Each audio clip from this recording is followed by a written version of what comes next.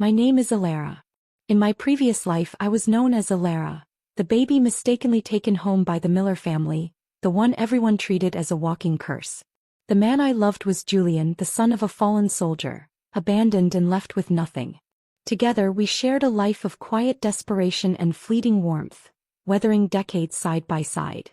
With my unwavering support, Julian climbed from obscurity to become a man of significant power, and I became the wife others envied. When I took my last breath, I believed my life had been one of purpose and fulfillment. I was wrong. The next thing I knew, I was reborn, my consciousness trapped within the helpless form of a newborn. And Julian, my husband of 55 years, had been reborn with me. What I never expected was that the very first thing Julian did in this new life was to find me in the hospital nursery and switch my identity bracelet with that of the Miller's biological daughter. His small, childlike hands performed the swap with a chilling precision that spoke of a premeditated plan. A wave of warmth washed over my tiny, underdeveloped heart. I remembered so clearly how many times in my past life I had told him, if I could live again, I would only want to grow up with my birth parents, not owe a debt to my adoptive ones. He had heard me. He had come here to change my fate.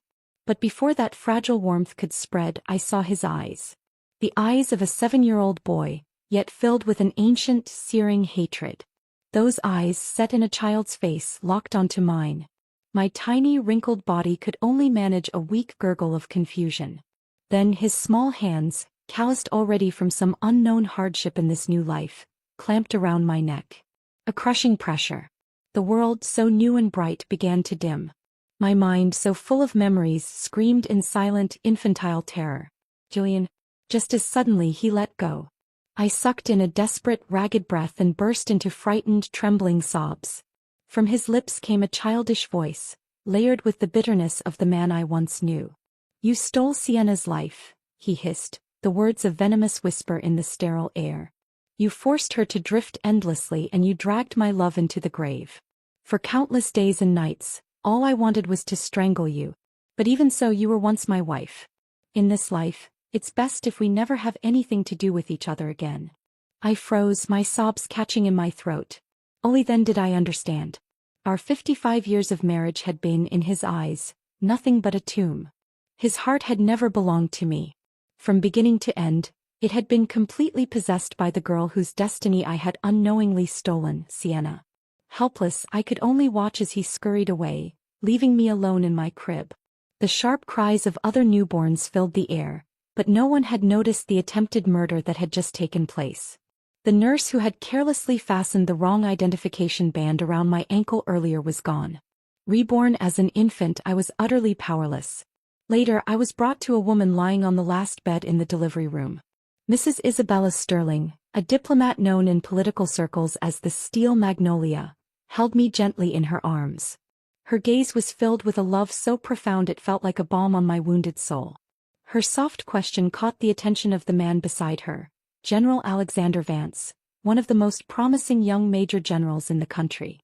He pondered for a moment, then spoke slowly. The moon goddess in the old myths is Selene. Our daughter must be destined for grace and beauty, shining like the moon among the stars. Selene. It's perfect. Isabella Sterling nodded with satisfaction. But at that moment, young Julian, who was hovering near the bed of Deputy Commander Miller's wife, spoke up. His voice was firm, too firm for a child. The name Selene has already been chosen by Deputy Commander Miller, he declared. General Vance, could you think of another name? Otherwise, the two children will share the same name and it will be confusing. General Vance's brow furrowed slightly. When did the Deputy Commander choose a name? I wasn't informed. Isabella, ever perceptive, noticed the sly glint in the boy's eyes but being kind-hearted didn't wish to argue. She tugged at her husband's hand. Alexander, just choose a different name. There's no need to quarrel with a child. Alexander Vance drew a deep breath and thought again. After a while he spoke, his voice softening as he looked at me. The willow blossoms are tender, their leaves fresh and pure. Let's call her Alara Vance. We won't burden her with grand expectations. I only hope she grows up happy, living this life carefree and untainted. Isabella's eyes brimmed with tears. Through the single word pure, she felt the boundless love her husband had for their daughter. My own tiny heart warmed as well. I no longer cared that in Julian's eyes there was only Sienna. Because now I had parents who saw only me. In my past life, because of that nurse's mistake, I had become the unlucky daughter despised by everyone in the Miller family. Compared to Sienna, who grew up cherished and adored, I was raised in a household that valued sons over daughters. Worn down little by little, while she danced ballet on stage and became the belle of the art troupe, I was nothing more than a servant in the Miller home, washing clothes and cooking meals for their spoiled son. Julian was the child of a soldier who had served under Deputy Commander Miller, born after his father died in battle. His mother abandoned him at the Miller's gate and vanished. Unable to bear society's scorn, Deputy Commander Miller was forced to adopt Julian, but a couple who scarcely cared for their own children could never be kind to an adopted one. I was a servant and Julian was just a hired hand. Sharing the same fate, we sympathized with each other, leaned on one another and lived out our days side by side. I had thought of him as my entire world. But in truth, in his eyes, there had long been nothing but the radiant figure of Sienna on that stage. Now, cradled in my mother Isabella's arms, I made a silent vow. In this life I would not support him in rising to the top again. I would not waste my devotion on a man whose heart housed a grave for another woman. This time I would live for myself. I would pursue my own forgotten dream, one that had been buried under a lifetime of service. The vast, boundless freedom of the sky. The first test of my new resolve came sooner than I expected. A few days later, from the comfort of my crib, I heard familiar voices outside our door. Julian, with little Sienna in tow, had come begging for food. My mother, with her innate kindness, was rinsing rice, likely to prepare a meal for them as she often had in my past life. A surge of panic and anger, emotions too raw for an infant, welled up inside me. I would not let her kindness be exploited again. I would not let these two who brought me nothing but pain intrude upon my new life. I opened my mouth and let out a piercing, desperate cry, so loud it made my mother's heart tremble. She immediately stopped what she was doing and rushed to my side, lifting me into her arms with both hands, pouring all her love into every embrace and every kiss. Because of this, she no longer had free hands to cook meals for Julian and Sienna. Strange, really. Normally I was a well-behaved baby. But every time Julian showed up with Sienna, I cried as if my heart would break, so loud it made the adults' hearts tremble. It was my first tiny act of rebellion in this new life, a shield made of an infant's wail to protect the love I had finally found. That night, lying together in bed, Isabella and Alexander spoke in hushed voices.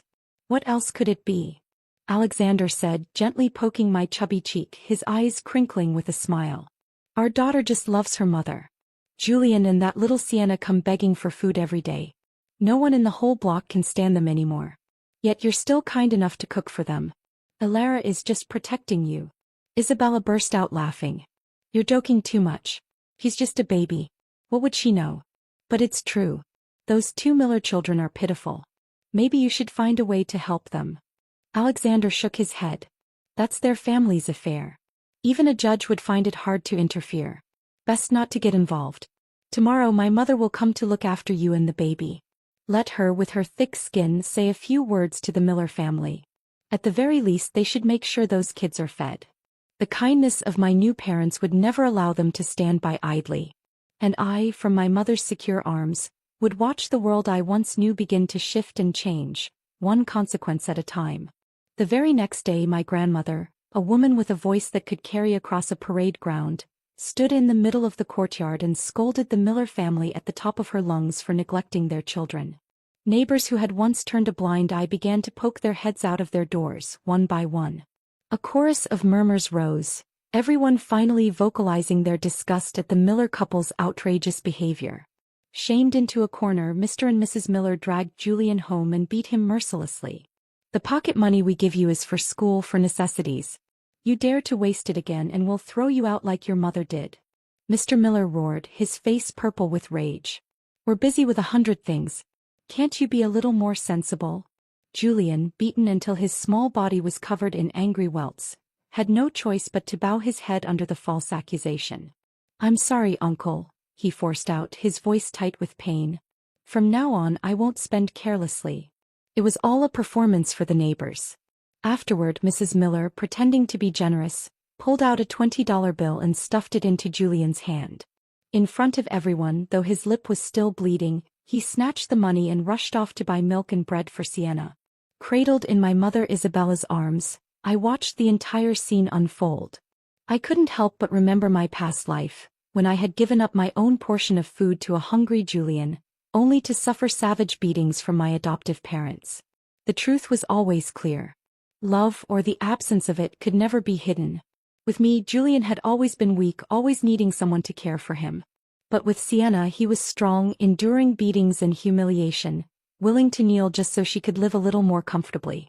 Thinking back on the suffering I endured in my last life, now all of it was falling, piece by piece, onto Julian instead. Strangely enough, I felt a profound sense of peace. There was nothing left for me to regret. Time flowed like running water. In the constant soundtrack of shouting and beatings from the Miller household, where Julian was scolded and whipped daily, I grew up day by day, surrounded by the love of my parents and the indulgence of my grandparents. I slowly blossomed into a gentle, graceful young woman. My father's steady presence and my mother's gentle strength became the pillars of my world, a world so different from the one I had known. Because my school was a little far from our housing block, Sienna often asked to ride in my father's car on the way to class. Over time, she began to treat me like a close sister, often confiding her secrets with a familiarity I found both ironic and irritating. She didn't just complain about her family's obsession with their son, but also shared her girlish crushes without hesitation. "Do you know," she whispered to me one day in the back of the car, her eyes dreamy, "I really like the youngest son of General Thorne. I heard he's applying to be a pilot this time too. Your dad has such wide connections. Do you think he could help me find out his results early?" I simply smiled noncommittally and looked out the window. Her shallow preoccupations were a universe away from my own aspirations. She lived in a constant state of want, always looking for the next man to elevate her status, while I was quietly nurturing a dream that was mine and mine alone. One afternoon she came to me, her face a mask of frustration. "It's just not fair, Alara. You have everything. Loving parents, a beautiful home, respect. You're sitting on a pot of gold, living in the clouds. How could you possibly understand my suffering?" Suffering? He hardly knew the meaning of the word. Compared to my past life, washing clothes, cooking, cleaning, serving an entire household like an indentured servant, her life now was one of relative ease. Even without her parents' protection, she was always cherished and shielded by Julian. She never once had to lift a finger for the heavy, soul-crushing chores I had endured. "You'll see," she said with a dismissive wave of her hand when I mentioned a quiet, studious boy named Marcus from our class. "Marcus will end up just like Julian, abandoned by his mother, dumped into some housing unit to be a servant, a janitor. There's no future there." I sighed quietly. How could she ever guess that Marcus's future would be one of honor, that he would one day become a brilliant scientist, celebrated for his mind? I felt only relief that he would likely escape the snare of a girl as calculating as Sienna. That night, my parents sat together in the living room discussing Marcus's situation. His mother had remarried and left him behind after his father, a decorated officer, had died in a training accident. I saw sorrow and deep compassion in their eyes as they spoke. It was clear they were considering adopting him. When they asked my opinion, they did so carefully, their voices soft, afraid I might object. At that time, the bias of favoring sons over daughters was still heavy in many families, and they feared I wouldn't welcome a strange boy into our peaceful home. In my previous life, it had been Sienna who had strongly opposed her parents taking in another child. But this time I looked at my parents, at the love and concern in their faces, and I spoke with a firmness that surprised even me. "Marcus's father was a hero," I said, my voice clear. "We can't let a hero's child live in tears. Please share with him the same love you give me. I will love and care for Marcus with all my heart." The relief on their faces was immediate and profound. The next day Marcus was brought home. He was a thin, quiet boy with intelligent eyes that held a world of pain. I greeted him warmly, addressing him politely as "Big Brother." When a bowl of steaming white rice was placed in front of him at the dinner table, his eyes welled up and tears spilled silently down his cheeks. "Don't cry," I told him gently, passing him a handkerchief. "From now on you have a little sister to protect you. No one will dare bully you again." No one knew what he had endured during those few days in the orphanage, the feeling of being utterly alone in the world. He nodded hard, wiped his tears with the back of his hand, and then bent over his food, eating as if he hadn't had a proper meal in weeks. In that moment he looked so much like Julian in my past life when he was first taken in from the streets. Except for one crucial difference. Julian had never deserved that hot bowl of rice. Marcus, with his quiet dignity and brilliant mind, truly did. My new life was falling into a beautiful, supportive pattern. I had a brother, parents who adored me, and a future that was mine to shape. But the ghosts of the past were not yet done with me. Sienna, seeing the stability and warmth of our household, began to look upon it with a covetous eye. During recess at school a few days later, she shoved a pale pink envelope into my hands. I blinked in surprise. "Is this a love letter for Marcus?" I asked, my tone neutral. She smiled casually as if discussing the weather. "It's a love letter. I want him back." I was baffled. "But aren't you chasing after General Thorne's youngest son? His name is Liam Thorne, right?" She lifted her chin proudly. "That's in the past. Liam didn't even apply for the pilot exams. He said he wanted to be a military doctor. Technical officers like that will never rise high. Forget it. We're not a match." I hesitated, choosing my words carefully. "But Marcus didn't apply to be a pilot either." She laughed, a careless, tinkling sound. "I know. Even if he didn't. But Marcus got accepted into the youth program at the prestigious Ethelred Aeronautics Academy. Whether he earned it on his own or through your family's connections, being able to get into that class makes him a rare genius. I'm not blind to potential." I curled my lips in distaste. "But you dumped Marcus so cruelly before. Are you sure he'll accept this letter from you?" Sienna's eyes gleamed with unshakable confidence. "Of course. With this face of mine, what boy wouldn't fall for me? Even that bookworm Julian you know as well as I do follows my every word. And that's all thanks to my looks. All I have to do is toss him a little emotional bait and he's obedient like a puppy. Just yesterday I lied and said I wanted to save money to buy a house so we could get married. He immediately handed me the allowance his father gave him and bought me this dress." She twirled, showing off a cheap but flashy dress. "Over 1,000 yuan. It's gorgeous, right? If Marcus sees me like this, he'll definitely agree to come back to me." Perhaps because Julian pampered her so much, Sienna no longer had any sense of shame.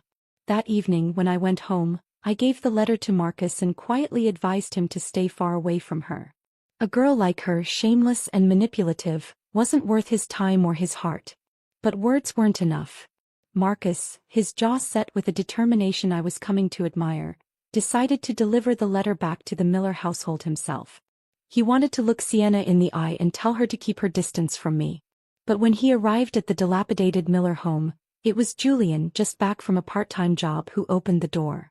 Marcus handed him the letter, his expression serious and firm.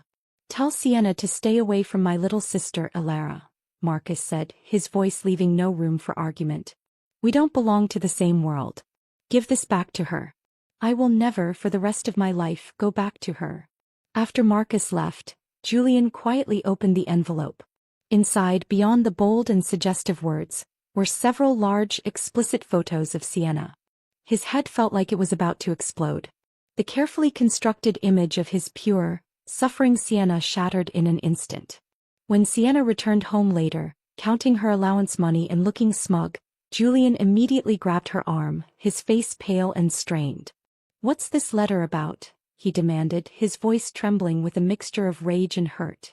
"And these pictures, what do they mean?" Sienna remained calm as if nothing had happened. She even pointed a finger at Julian's face and sneered. "What else could it mean? Isn't it obvious? I like Marcus. I was with him before and now I want him back. That's it." With that, she strutted proudly past him into the house. Julian stood frozen in the doorway, the pink envelope crumpled in his fist, the seeds of a deep, festering betrayal taking root in his heart. The perfect love he had sacrificed everything for, the love for which he had tried to strangle a newborn baby, was revealing itself to be a cheap and tawdry illusion. And for the first time in this new life, I felt a flicker of something other than hatred for him, a faint, distant pang of pity for the fool he had always been. Julian went mad. Ignoring whether neighbors were watching from their windows, he roared after Sienna, his voice cracking with a pain that was both juvenile and ancient. "Sienna, you told me you would only ever love me. You said you'd marry me, build a family with me. Was all of that a lie? She stopped in the middle of the messy living room and turned to face him, her expression one of pure contempt. She snorted coldly. Of course it was a lie. Otherwise, why would you willingly work like a servant for my family? You're bold, I'll give you that. With your lowly background, you think you can dream of marrying the future star of the art troupe. 4 years the troupe had held auditions, but Sienna never once passed. In her eyes, the only reason was because her family lacked the right connections. Once her father was promoted or she latched onto someone with high enough status, joining the troupe would be only a matter of time. She believed becoming the shining belle of the stage would be as easy as turning her hand, but those around her, the few neighbors still lingering, couldn't help but laugh at her brazen delusion. Sienna, however, mistook their laughter for agreement. In her eyes, Julian was nothing more than a toad dreaming of swan meat. Julian's eyes burned a furious red. He had never imagined that after giving her everything, his sweat, his dignity, the very memory of his past life, all he would receive in return was such open contempt. Only if you get into the youth program at the Aeronautics Academy like Marcus or pass the pilot selection would I ever consider it, she said coolly, picking at her nails. Then I wouldn't even need you to chase me. I'd throw myself at you. Julian clenched his fists, his knuckles white. If I pass the pilot exam, will you marry me? Sienna burst out laughing. It was as if she had just heard the funniest joke of her life. You, passing the pilot exam? Don't make me laugh. But Julian's expression was deadly serious, the face of a man making a desperate last-ditch bargain. I will pass. I just need you to answer me. Will you marry me or not? People nearby, enjoying the drama, began to chime in, encouraging her. He treats you so well, one woman called out. What harm would there be in marrying him? If he really does pass the pilot exam, it proves he's talented. Give him a chance. Sienna hesitated for a moment, her eyes calculating. Finally she nodded, a condescending tilt of her head. Fine. If you really pass the pilot exam, I'll marry you. But remember, becoming a pilot isn't easy. In the entire military district, maybe one person passes in a whole year. Julian didn't flinch. Don't worry. I'll make it happen.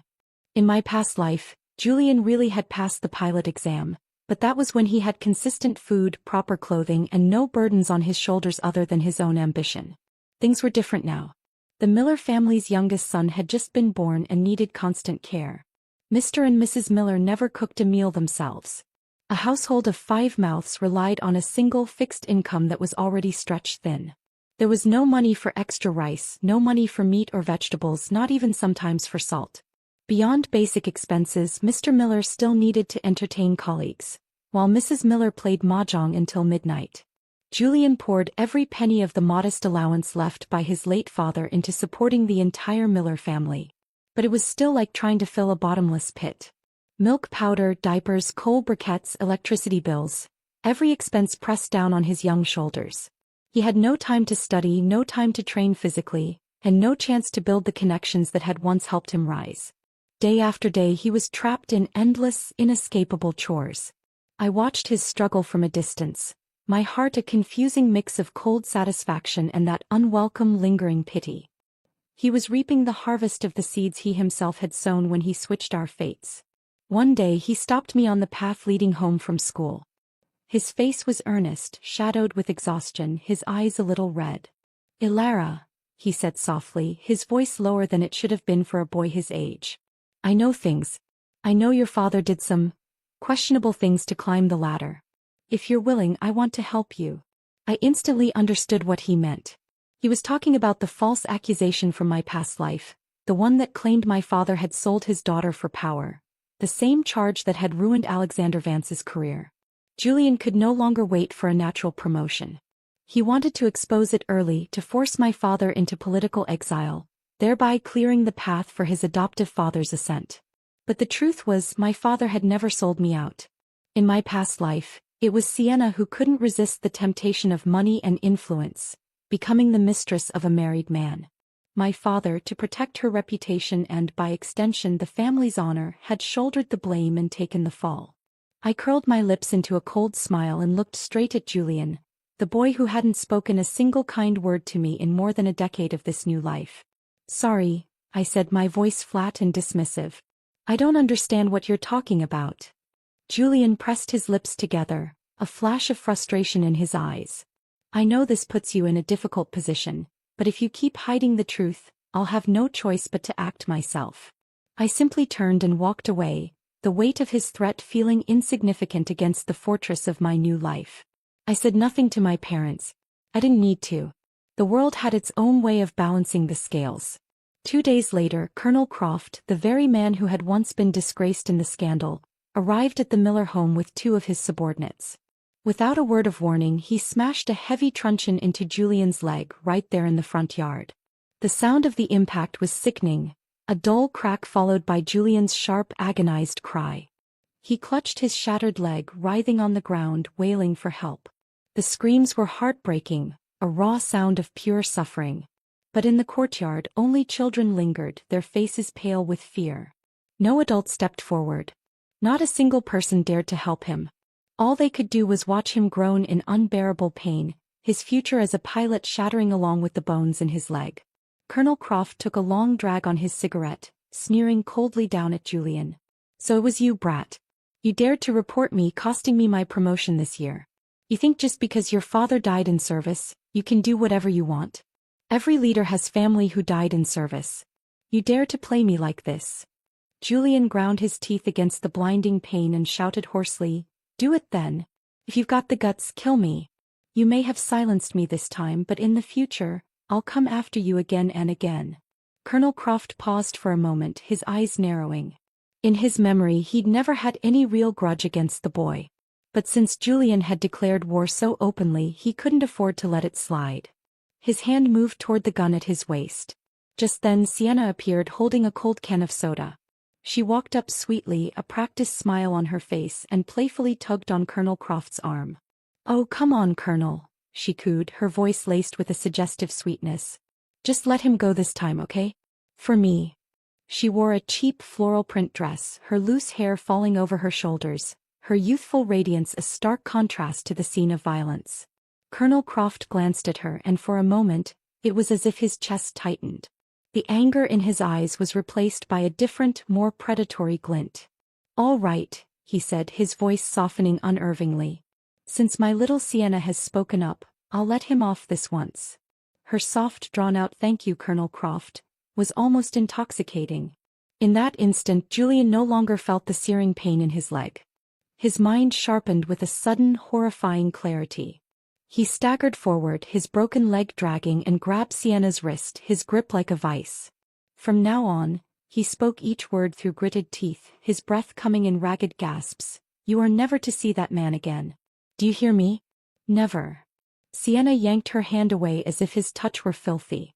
"If it weren't for me just now, you'd already be dead. What right do you have to order me around? With a temper like that, you think you'll ever become a pilot? You can't even walk straight." From that day on, something in Julian broke. He stopped studying, stopped training. The dream of the pilot's exam evaporated. Instead, he trailed Sienna like a haunted shadow everywhere she went, his limp a constant physical reminder of his downfall. But no matter how watchful he was, he couldn't stop her from becoming entangled with Colonel Croft. Unlike me, Sienna had no father who was a general, no mother who was a diplomat. Her parents favored their son and ignored her completely. The neighbors in the housing block and our classmates at school didn't respect her either. So, gossip about her spread freely, and before long her sordid relationship with the married colonel was the worst-kept secret in the district. I focused on my own path. While their world descended into a toxic drama, I buried myself in books on physics and aerodynamics. I trained my body, building the strength and endurance I would need. The sky was calling me, a siren song of freedom and purpose, and I was determined to answer. The scandal broke with the force of a summer storm. One afternoon, Colonel Croft's wife, a woman known for her fiery temper, stormed into our housing block. She didn't bother with subtlety. She found Sienna preening by the communal water pump, grabbed her by her long hair and tore her cheap floral dress right off her shoulders. The slaps that followed were savage, rhythmic, and public. "Homewrecker. Shameless little tramp," she shrieked, her voice echoing off the brick buildings. I watched from my bedroom window, my physics textbook open and forgotten on my desk. A crowd gathered, but not a single person stepped in to help. They just stood there watching, their faces a mixture of disgust and morbid fascination. Some even laughed. I saw Julian then standing at the edge of the crowd, his fists clenched, his face a mask of torment. But he didn't move. His eyes were red, but he couldn't even shed a tear. He was utterly paralyzed, trapped between his obsession and his powerlessness. At that very moment, the distinct putter of the postman's motorcycle echoed through the courtyard. Even through her humiliation and pain, Sienna heard it. She shoved the colonel's wife away, clutching the torn fabric to her chest, and bolted toward the sound, her eyes wild with a desperate hope. "Is it Julian's admission letter?" she screamed at the postman, her voice raw. "He passed, didn't he? Tell me he passed." After the scandal, Sienna's parents had despised her, wanting to strangle her for disgracing the family. Cast out and with nowhere else to turn, she had pinned her last fraying hopes on Julian's promise. She had tried to lure him back with sweet words and pitiful acts. And though Julian knew full well how fickle and unfaithful she was, he was still trapped in her orbit. He had promised her he would find a way, that he would still give her a future. He had taken a job in the logistics wing of the local airbase, repairing ground equipment and cleaning hangars. A far cry from a pilot, but a stable mid-level engineering position. Unfortunately for her, the admission letter wasn't for Julian. "Sorry," the postman said, pulling a thick, official-looking envelope from his bag. "This letter is for Alara Vance." I walked out of my house, my steps calm and measured. The crowd's attention shifted from the spectacle of Sienna's shame to me. I could feel their gazes, a mix of curiosity and respect. I took the letter from the postman and signed my name with a firm, steady hand. The postman smiled warmly. "Congratulations, Cadet Alara Vance. From today on, you are officially a pilot in training of the Ethelred Aeronautics Academy." I returned his smile. "Thank you." Sienna froze, her tear-streaked, bruised face draining of all color. "You?" she stammered, pointing a trembling finger at me. "You applied for the pilot exam? Since when?" I tilted my head, allowing a small, cold smile to touch my lips. "While you were busy scheming about which man to seduce next." Her face flushed a mottled, furious red. "How dare you mock me?" I didn't bother to respond. Just then Marcus and Liam Thorne walked into the courtyard, each holding a bouquet of wildflowers. They came straight toward me, their faces beaming with genuine pride. "Congratulations, Alara," Marcus said, handing me his bouquet. "We never doubted you for a second." Liam, who had indeed chosen the path of a military doctor, nodded, his eyes soft. "The sky suits you." Sienna's face twisted as though it might explode. The two boys she had once pursued and discarded were now standing in front of me, celebrating my success. The comparison was too cruel, the irony too sharp. "And you accused me of seducing men," she hissed, her voice dripping with venom. "You're the real expert, snaring two at once." She opened her mouth to sling more insults, but Marcus and Liam didn't give her the chance. They stepped in front of me in unison, forming a protective wall between me and her vitriol. "I've warned you enough times already," Marcus said, his voice colder than I had ever heard it. "Stay away from my little sister." Hearing those words from two boys who had once been captivated by her, Sienna's eyes instantly welled with tears of pure rage. At that moment, Julian finally limped over, intending to pull her away before she humiliated herself further. But Sienna could no longer restrain her fury. She turned on him, the source of all her current misery, and slapped him hard across the face. The crack echoed in the sudden silence of the courtyard. "You think I should listen to you?" she shrieked. "Who do you think you are? If you weren't so useless, if you had actually passed the pilot exam, I wouldn't be embarrassed like this. And you still dream of marrying me? Keep dreaming, you worthless fool." Her cruel, public rejection hung in the air, making everyone uncomfortable. None of us wanted to be dragged into their drama any further. Marcus, Liam, and I turned and walked back toward my house, leaving the broken couple amidst the staring, judgmental eyes of the neighborhood. Back in the safety and warmth of my living room, Liam sighed, his medical mind already analyzing the damage. "You know, Julian was only 1 point short of passing the pilot's physical. If the Miller family hadn't forced him to do so much manual labor, if he'd had proper nutrition, maybe he really could have made it." Marcus nodded, ever the pragmatist. "That's true. If he hadn't fallen into the Miller family and especially Sienna's hands, with his mind and innate ability, he might have achieved great things. Their words were right. In my past life, Julian had built a formidable career for himself. The pity was that he never knew how to cherish what he had, always longing for a ghost. I didn't know if he ever regretted trading my fate with Sienna's, but I was truly deeply grateful. Because of his single hate-filled act, I had been returned to my real parents. I didn't say any of this. I simply looked at the acceptance letter in my hands, the thick paper embossed with the Academy's eagle crest. This was my ticket out, my path to the freedom I had craved for 2 lifetimes. I don't care about what might have been for Julian, I said softly but with conviction. I only care about what will be for me. My parents came in then, their eyes shining. My mother hugged me tightly and my father clapped me on the back, his pride a tangible force. In that moment, surrounded by love and support, the cries of Sienna and the silent despair of Julian felt like echoes from a distant, fading nightmare. My future was written not in the dirt of a dusty courtyard, but in the limitless blue of the sky. Time, which had once dragged in the Miller household, now began to fly for me. At the Ethelred Aeronautics Academy I found my purpose.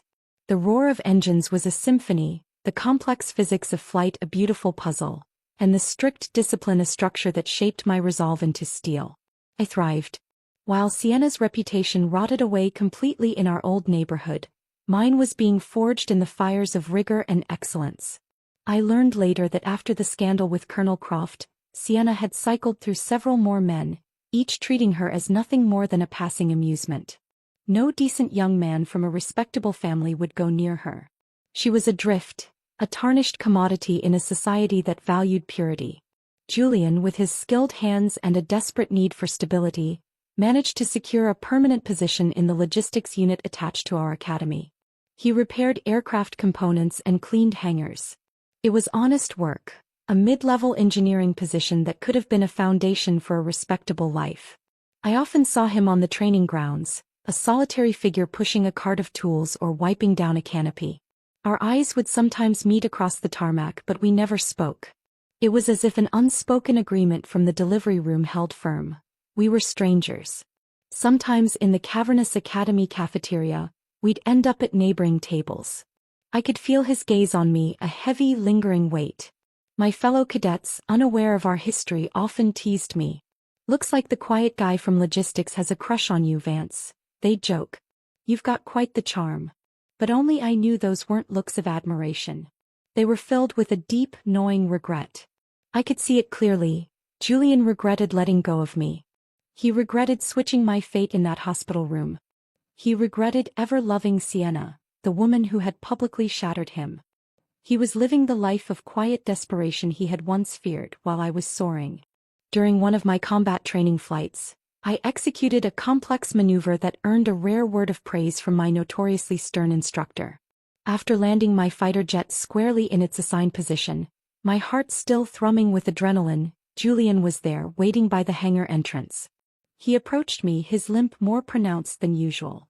"Congratulations," he said, his voice rough from disuse. "I heard about your performance review. Top of your class." I pulled off my flight helmet, my hair damp with sweat. "Thank you," I replied, my tone neutral. He gave a helpless, almost pathetic shrug. "And congratulations to you too. I heard you're marrying Sienna soon." The statement was so absurd I almost laughed. "Am I supposed to congratulate you on that?" His shoulders slumped. "She's pregnant. She insists the child is mine. The Miller family, afraid of losing what little face they have left, says they've raised me all these years, so I have to take responsibility. I have to accept her." I just looked at him, this man who had once held the power of life and death over me, now trapped by a chain of his own forging. That child she carried, given her recent history, its paternity was a question mark I didn't care to ponder. I didn't see anything pitiful about it. It was just another consequence. Julian then asked me a question, his eyes searching my face as if looking for a ghost. "Why did you choose to become a pilot, Elara?" I curved my lips slightly, looking past him at the vast open sky, still painted with the contrails of other jets. "Probably because of my yearning for freedom," I said, my voice soft but clear. Before, I could only stand on the ground looking up at others flying high. Now that I've been given a second life, I refuse to go on as a sacrifice again. his brows furrowed, his eyes flickering with a desperate, dawning hope. Alara, could it be that you also? He couldn't finish the sentence. That you also remember? I cut him off sharply, my gaze turning to ice. Sorry, my parents and brothers are waiting for me to come home for dinner. I began to walk away, the concrete of the tarmac firm beneath my boots. But Julian, driven by a despair I could only imagine, chased after me, his limp making his gait awkward. Alara, wait. You really do remember everything, don't you? You remember everything that happened between us. I stopped and turned to face him, my expression as unyielding as the aircraft behind me. I don't know what you're talking about. Tears, silent and stark, slid down his grimy cheeks. 55 years, he whispered, his voice breaking. We were together for 55 years. 55 years of happiness. I sliced through his words, my voice as sharp and cold as a blade. But those 55 years also bred your hatred for me. You wanted to strangle me the moment I was just a newborn. Julian froze, his face turning ashen. The memory of what he'd done in the delivery room, the memory he had tried to bury, surged back with brutal force. I could see it in his eyes, the tiny wrinkled face, his small hands tightening. Wasn't it you? I continued, relentless. Who once said I had stolen Sienna's life?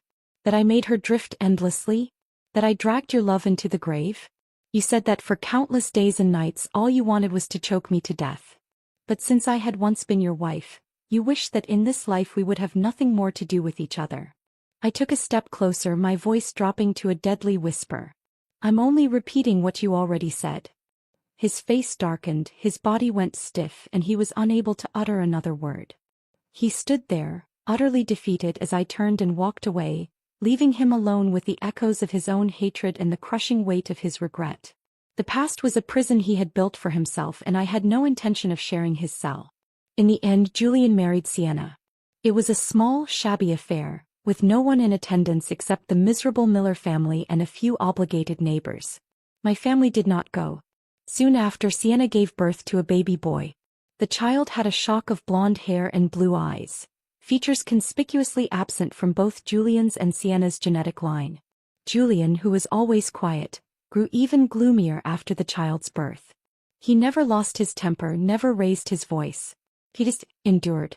But even his monumental forbearance, the same that had lasted 55 years with me without him daring to act on his murderous thoughts, was never enough for Sienna.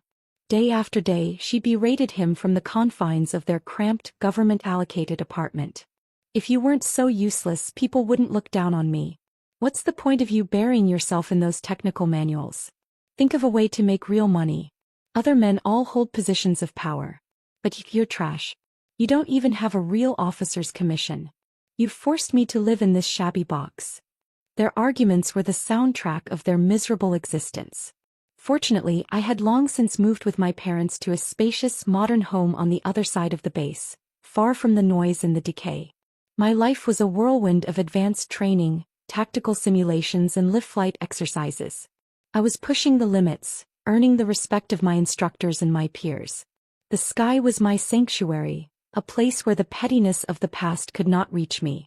One day, after a particularly grueling session of training flights, I was drenched in sweat and exhaustion. Julian, now a permanent fixture in the logistics wing, brought me a canteen of cold water. It was part of his job, but there was a strange intensity in his eyes. Thank you, I said, taking the canteen. I studied him for a long moment. His eyes darted away, unable to hold my gaze. He was hiding something. A cold prickle of warning ran down my spine. There's a new navigation module in the lounge behind Hangar 3, he mumbled, not looking at me. The specs are on the table. Thought you might want to see them. I didn't expose him. I simply took a sip of water, the liquid doing little to quench a sudden deep thirst for answers. I decided to play along. All right. Show me. I followed him into the dim, windowless lounge. It was empty as I had suspected. The moment the door clicked shut behind us, I knew it was a trap. I turned to face him, my body coiling, ready for a fight. But it wasn't Julian who made the next move. The side door opened and Colonel Croft walked in. He was older, paunchier, his career having stalled completely after the last scandal. He leered at me, his eyes roaming over my flight suit with a filthy familiarity. Well.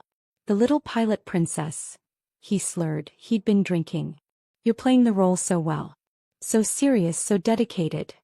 He took a step closer, reaching out a grubby hand to grope my arm. You don't have to work so hard, girl. As long as you obey me, be nice to me, I'll give you whatever you want. A good word in the right ear. Rage, white-hot and pure, exploded within me. I didn't hesitate. I channeled all my strength, all the combat training I had received, into a single vicious kick to his midsection. He wasn't expecting it. The air left his lungs in a loud whoosh and he doubled over, crashing to the concrete floor with a satisfying thud. Guard! I yelled, my voice echoing in the small space. Guard! Intruder! Within moments, base security swarmed the room. They hauled a groaning, cursing Colonel Croft to his feet. A quick inspection of the area revealed everything. A hidden camera, a bottle of liquor laced with a powerful sedative that Julian had slipped into my canteen. Under the stern gaze of the security chief, Julian broke down and confessed everything. Besides Croft, Sienna had also been deeply involved. She had masterminded the plan. When she was brought in for questioning, her carefully constructed composure shattered completely. She shrieked, her eyes wild with a decade of festering hatred, pointing a trembling finger at me. You stole my life. Why do you get to live so well? Why, in both our past and present lives, do I suffer while you thrive? I wanted Croft to ruin you. I wanted your father to be branded as a man who sold his daughter for power just like before. I wanted to destroy you, Alara. But in our past life, you were the respected wife of a leader and now you've become a national hero. I hate you. I despise you. She then turned on Julian, who sat slumped in a chair, a broken man. And you coward. You were so great in our past life, a man of real power. So why are you nothing but a useless worm in this one? You ruin me. I've never had a single day of happiness. I'd rather live wildly for 25 years and die than live another second in this miserable existence with you. And so it became clear.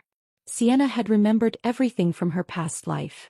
She had carried the knowledge of her previous downfall and my previous success into this one, and the bitterness had festered into a venomous plot. Unable to accept her fate, she had incited a desperate Julian to drug me. They had schemed to recreate the scandal that had ruined my father in my past life, to drag the Vance name through the mud once more. But now, neither my identity nor the people who stood behind me were things Sienna could ever touch again. My father was a decorated general, my mother a revered diplomat. I was a decorated cadet on the fast track to becoming an officer. We were untouchable. Julian was taken away by the military police. Unlike Sienna, who had gone completely mad, screaming and thrashing, he almost looked relieved, as if a tremendous weight had finally been lifted from his soul. Liam Thorne, now a junior officer in the JAG Corps, was present for the formal arrest. He looked at Julian's strangely serene face. "Why are you smiling?" Liam asked, his voice laced with confusion.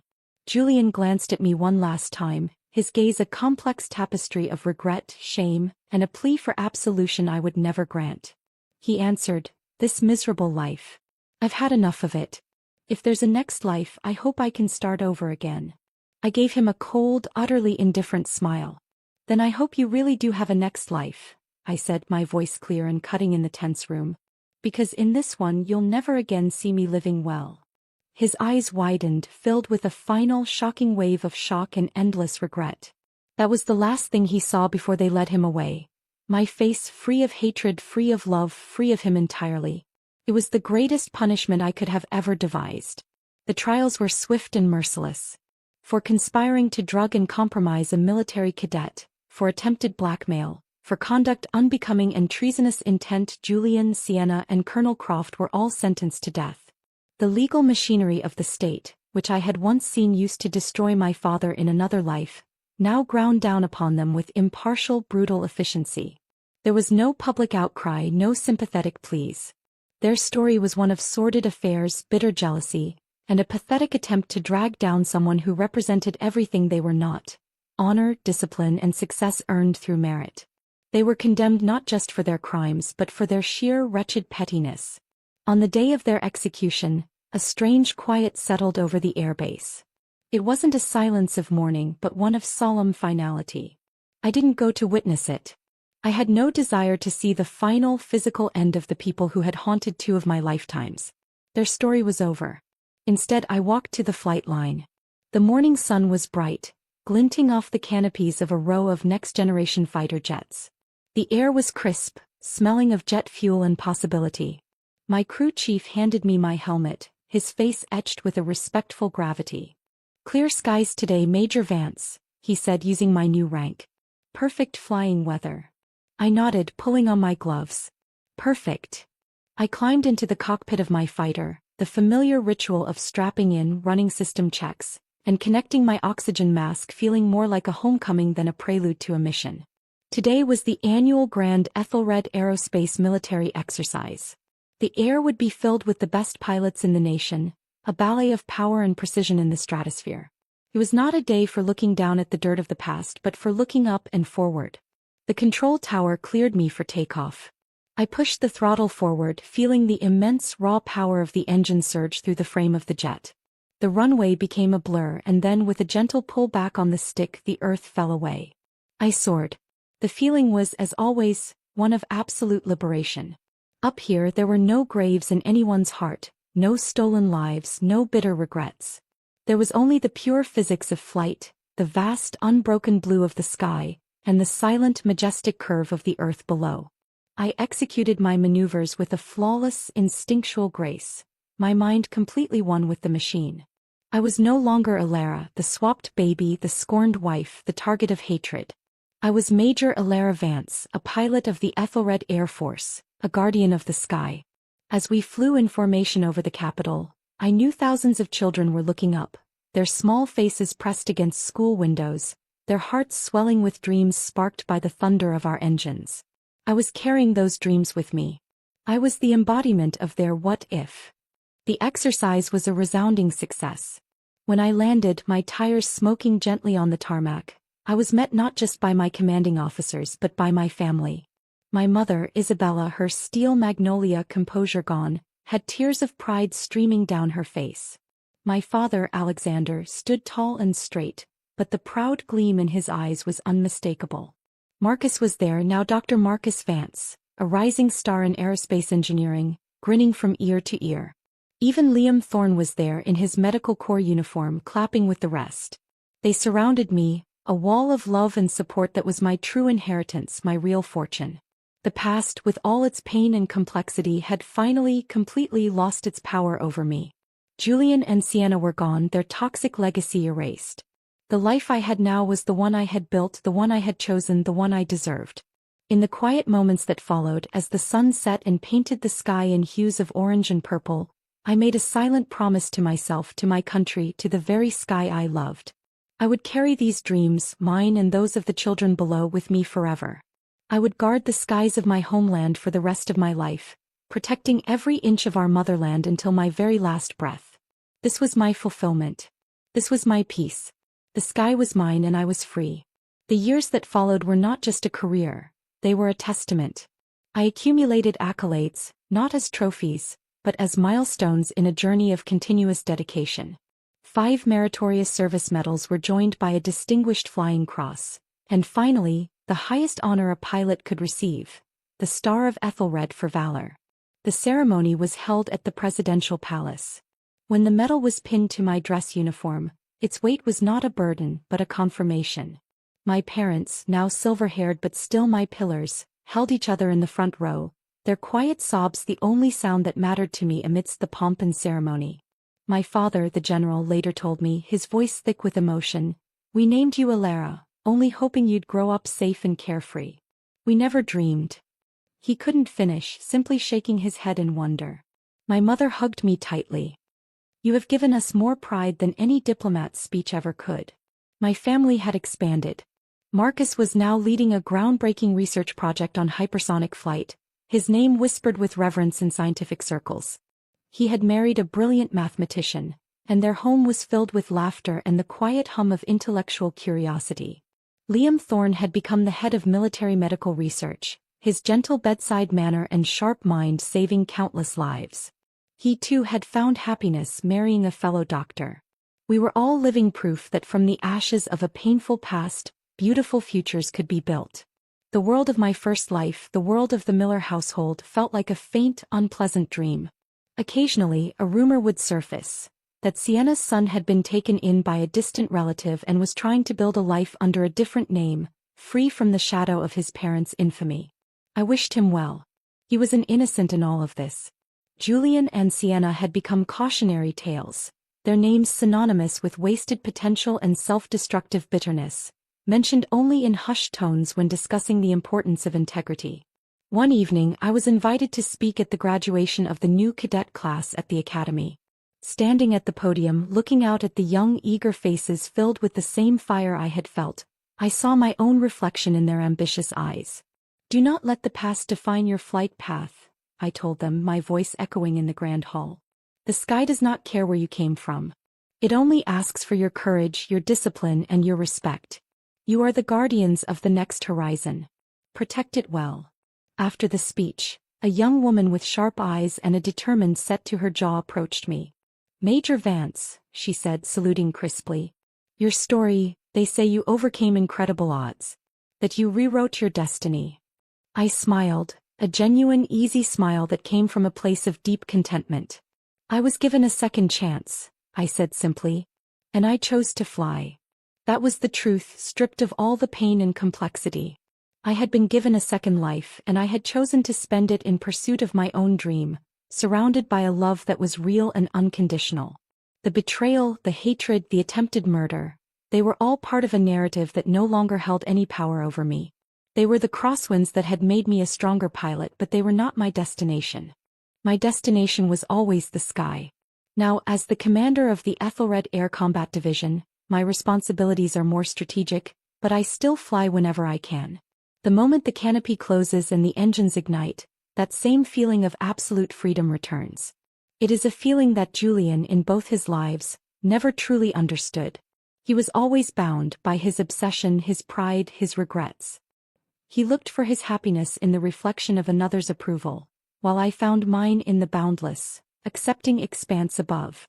As I guide my jet through a bank of clouds, the world below reduced to a beautiful miniature mosaic, I feel a profound sense of peace.